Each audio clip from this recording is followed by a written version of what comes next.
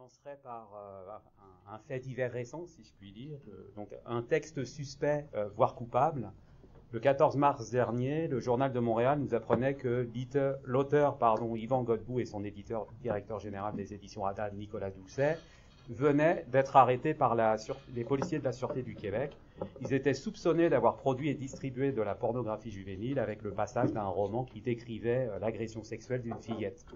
On sait depuis que les deux hommes ont comparu au palais de justice de Sorel-Tracy, où ils ont été formellement accusés de production et de distribution de pornographie juvénile, sans possibilité d'enquête préliminaire.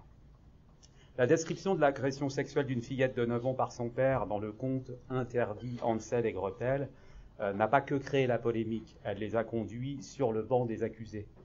Une page sur près de 270, voilà ce qui a amené au début de 2018 une enseignante à porter plainte contre l'auteur, jugeant la description trop explicite. Une page, une fiction, de bon ou de mauvais goût, là n'est pas la question.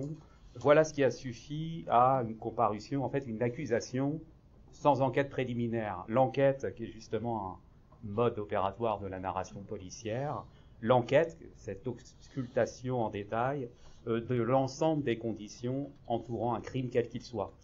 Donc que le texte d'un auteur de littérature de genre, là, en l'occurrence fantastique horreur, mais il aurait aussi bien pu s'agir d'un polar, devienne l'objet non pas d'une investigation, mais des pires suspicions et accusations, ne manque pas, à certains égards, d'ironie tragique.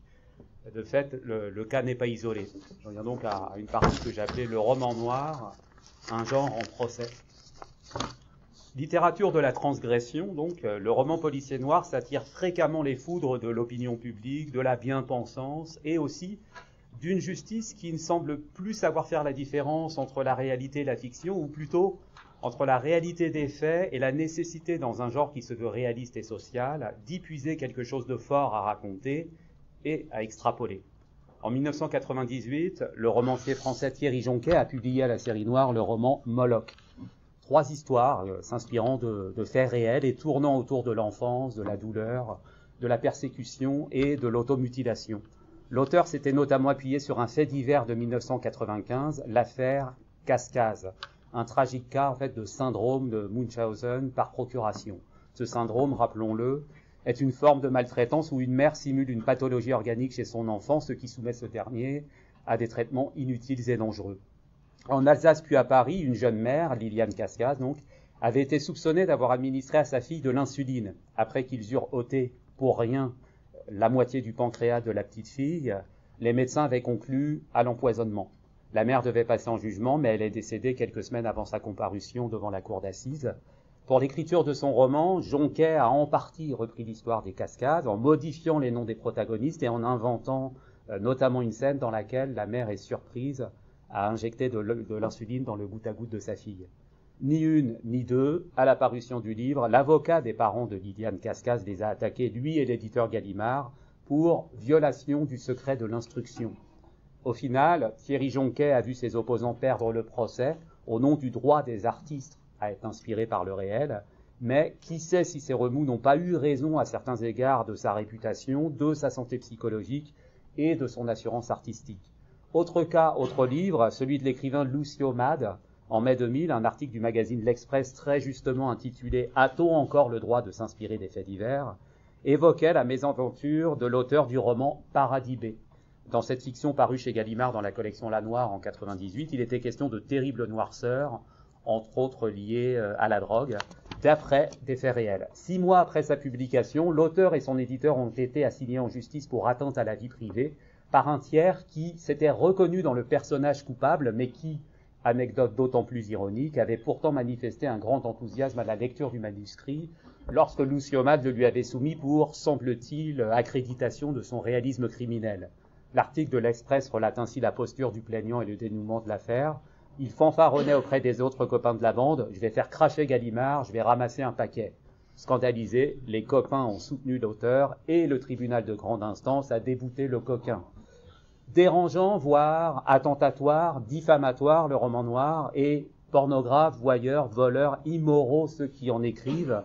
Quand ils ne sont pas confrontés aux aléas d'un procès ou d'une intention de procès, les auteurs et leurs ouvrages, qu'on a encore un peu trop tendance à fusionner au nom d'une mauvaise interprétation de l'effet de réel, subissent à coup sûr ceux du procès d'intention. Dans une entrevue qu'il a accordée au Nouvel Obs en 2015, Jean-Bernard Pouy, incarnation du polar dit de gauche et inventeur entre autres de la saga et du personnage du Poulpe, raconte ainsi que sa seule scène un peu violente se trouve dans La Belle de Fontenay, parue en 92, un doigt coupé au sécateur. L'auteur témoigne, on est loin de la viande au plafond qu'on lit dans le premier thriller venu, eh bien j'ai reçu des messages outragés de quelques lecteurs, t'as pas le droit de faire ça, c'est dégueulasse. Le droit, absurde glissement, le reproche esthétique, la critique littéraire et même idéologique sont une chose, le déni du droit de remettre en scène tel fait ou geste en est un autre. Thierry Jonquet, encore lui, racontait en 2001 au journal Libération que Didier Deninx, également auteur de romans noirs, entre autres axés sur le racisme et l'antifascisme, avait fait courir la rumeur qu'il était négationniste. L'article du Quotidien, qui explorait là les conflits larvés au sein du milieu du polar français de l'époque, mettait ainsi en lumière comment Deninx, acharné à traquer depuis le début des années 90 les rouges-bruns, entente contre nature entre les rouges communistes et les bruns fascistes, et la dérive d'une frange de l'ultra-gauche vers le négationnisme et l'antisémitisme, avait fini par se perdre en faux procès et accuser ses collègues. Plus tard, en 2006, Jonquet a publié au Seuil « Ils sont votre épouvante et vous êtes leur crainte », qui suit des destins tragiques et meurtriers sur fond de misère sociale dans les quartiers difficiles d'une ville imaginaire de la banlieue parisienne. Parce que son récit décrivait l'antisémitisme ordinaire et intolérant d'une partie des populations musulmanes des banlieues françaises, l'auteur avait encore une fois été soupçonné par ses anciens camarades trotskistes de dérive réactionnaire, ce qui ne l'a pas empêché de recevoir l'année suivante la médaille d'honneur de la LICRA, donc la Ligue internationale contre le racisme et l'antisémitisme. Plus récemment, l'écrivain Jérôme Leroy, auteur entre autres des romans Le Bloc et L'Ange Gardien, parus respectivement en 2011 et 2014 à la série Noire, s'est lui aussi vu qualifié de rouge-brun par une certaine frange du milieu littéraire. Dystopique, Le Bloc imagine la funeste nuit au cours de laquelle un parti politique qui ressemble très fortement au Front National accède au pouvoir. Écrit à la fois au je et au tu, le récit suscite de l'empathie pour les pires extrémistes dans la mesure où il force le lecteur à devenir les narrateurs. D'un côté, un ancien skinhead nommé Stanko, de l'autre, Antoine Ménard, un intellectuel grand bagarreur et compagnon de la chef du parti nationaliste, Agnès Dorgel. Ménard, précise Leroy, est surtout l'occasion d'une critique de la pensée d'extrême droite, critique d'autant plus dure qu'elle est empathique. Et l'auteur de se désoler de la réduction intentionnelle de celles et ceux qui le confondent avec les protagonistes de son roman, ou alors voudraient voir dans son expérimentation une forme de complaisance vis-à-vis du Front National ou de n'importe quel parti fasciste.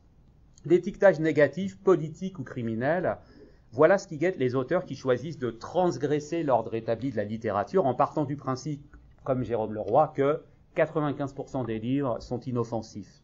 Pour Leroy, la littérature sert à blasphémer parce que, je cite, « le blasphème est la seule fiction qui puisse dépasser la réalité ».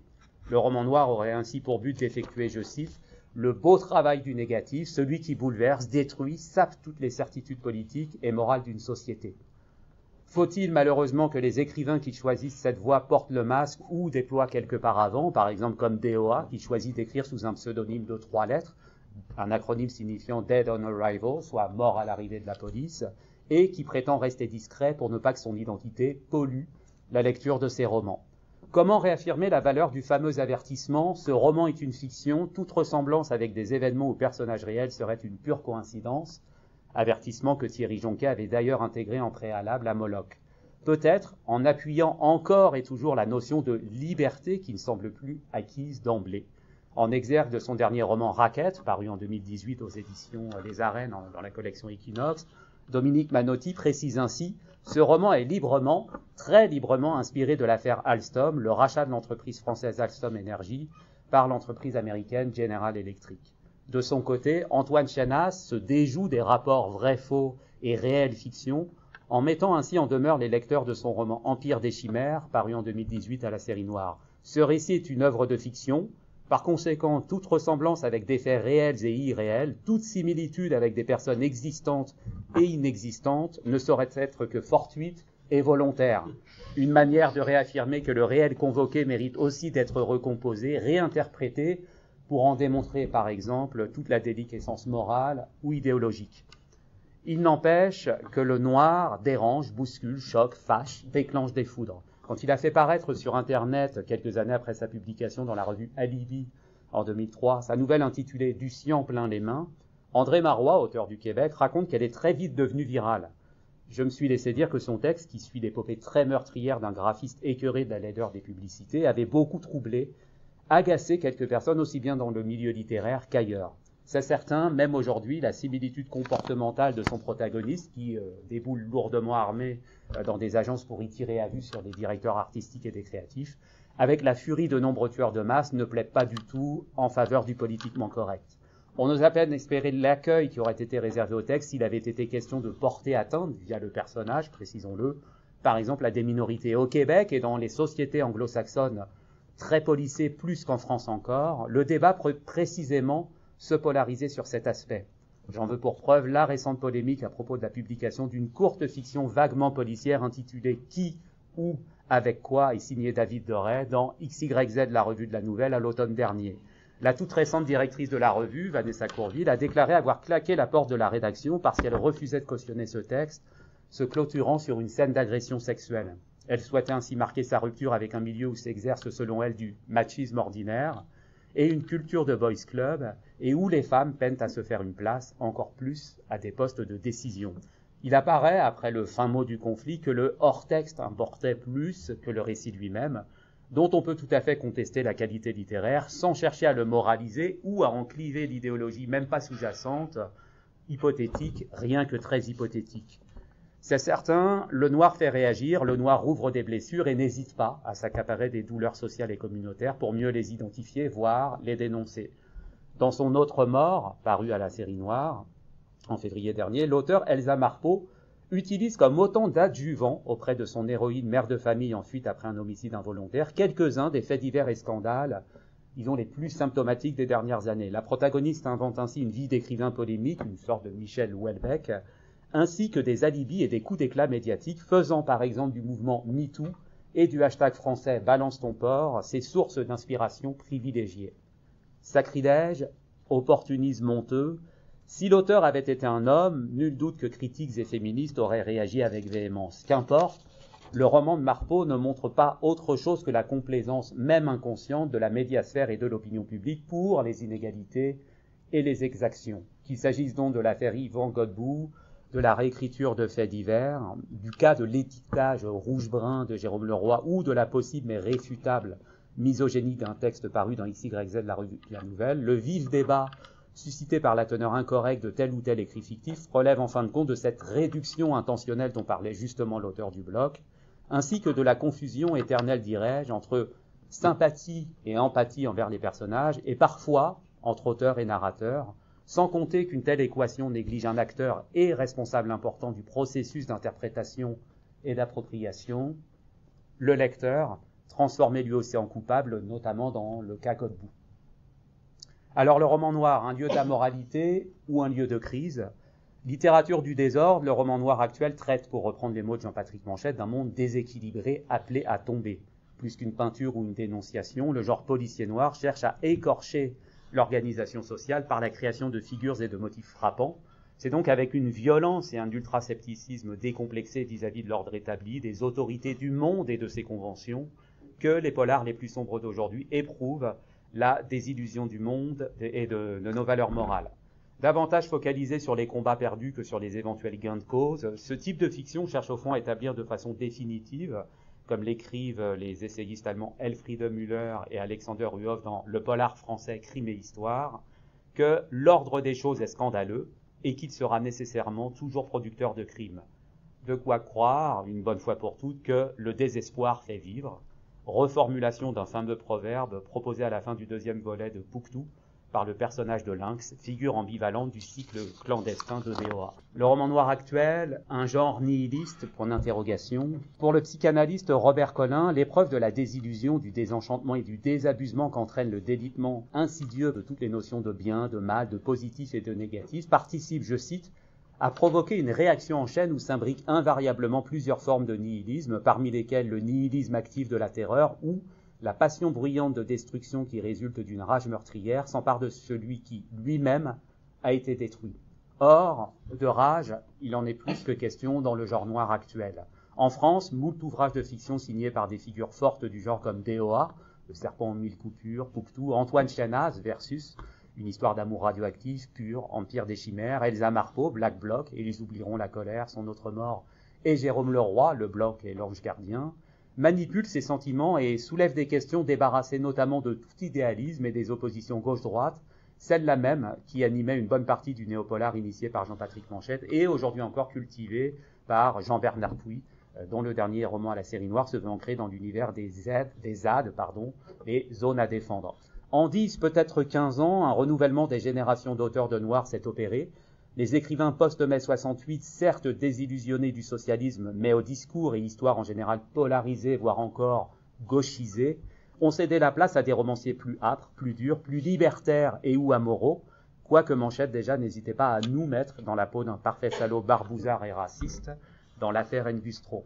Cette nouvelle génération du roman noir, surtout en France donc, s'est trouvée d'un côté bercée par l'écriture syncopée de James Ellroy et la décadence des romans dystopiques ou étranges de Bret Easton Ellis et de Chuck Palahniuk, l'auteur de Fight Club, de l'autre, confrontée à l'échec patenté des mouvements militantistes de gauche et à la dépolitisation massive de la société, tout un programme. Je vais aller vite parce qu'il me reste juste 2 minutes. Le ver est dans le fruit. Pour témoigner des ravages de crise du 3e millénaire, ces romans noirs souvent terminaux ne cherchent plus à défendre seulement l'opprimé, ni à placer leur voix dans le camp de ceux qui pensent ou agissent bien.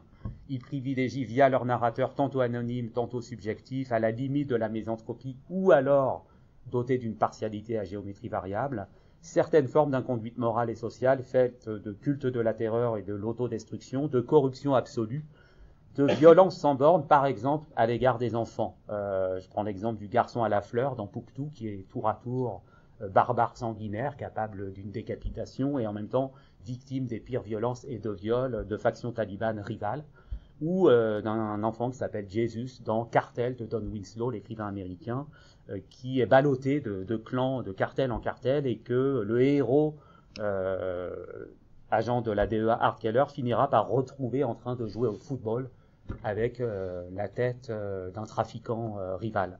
Immanquablement, la liberté de ton et de traitement de ces textes fait fi des droits de la personnalité auxquels voudrait se référer le lecteur attaché, disons, au bon sens moral, et à un manichéisme même biaisé, établi dans les traditions du genre. Donc j'en viens à ma conclusion, je saute un certain nombre de passages et d'analyses, mais on peut en parler dans les questions. Au fond, toutes ces narrations apparaissent comme la manifestation d'une emprise sur le réel poussée à l'extrême, c'est-à-dire dans ses retranchements les plus violents, sublimés parce que coulés bien souvent quand même dans une forme poétique, ou cinglés pour les mêmes raisons, mais dans une tonalité moins admirative et souvent chargée de sèmes de négativité, par des situations dramatiques, le langage des narrateurs et le discours des personnages. Ces indices de méfiance contribuent-ils à un marquage idéologique nouveau ? Sans doute la question a-t-elle quelque chose d'insoluble et de trop subjectif, mais elle a le mérite d'en faire surgir une autre. Raconter une histoire de façon sombre et cruelle, en ironisant parfois jusqu'à la négation absolue de toute valeur morale, n'est-ce pas le signe de l'émergence d'un nouvel ethos de l'écrivain de roman noir plutôt que celui d'un simple refus de la tradition ? Ethos qui est justement celui auquel se heurte assez fréquemment le moralisme et ses tentatives pour contrôler la littérature. On se souviendra, à l'instar des erreurs de lecture dont a pu s'émouvoir un jour André Gide, à quel point un livre échappe à son auteur et doit même lui échapper pour être fertile. On n'oubliera pas surtout que chaque roman est en fait caractérisé par un mélange inextricable d'ironie et de sérieux, ce qui est une façon, je cite encore Gide, de laisser la porte ouverte aux ambiguïtés de l'être et du texte. Merci.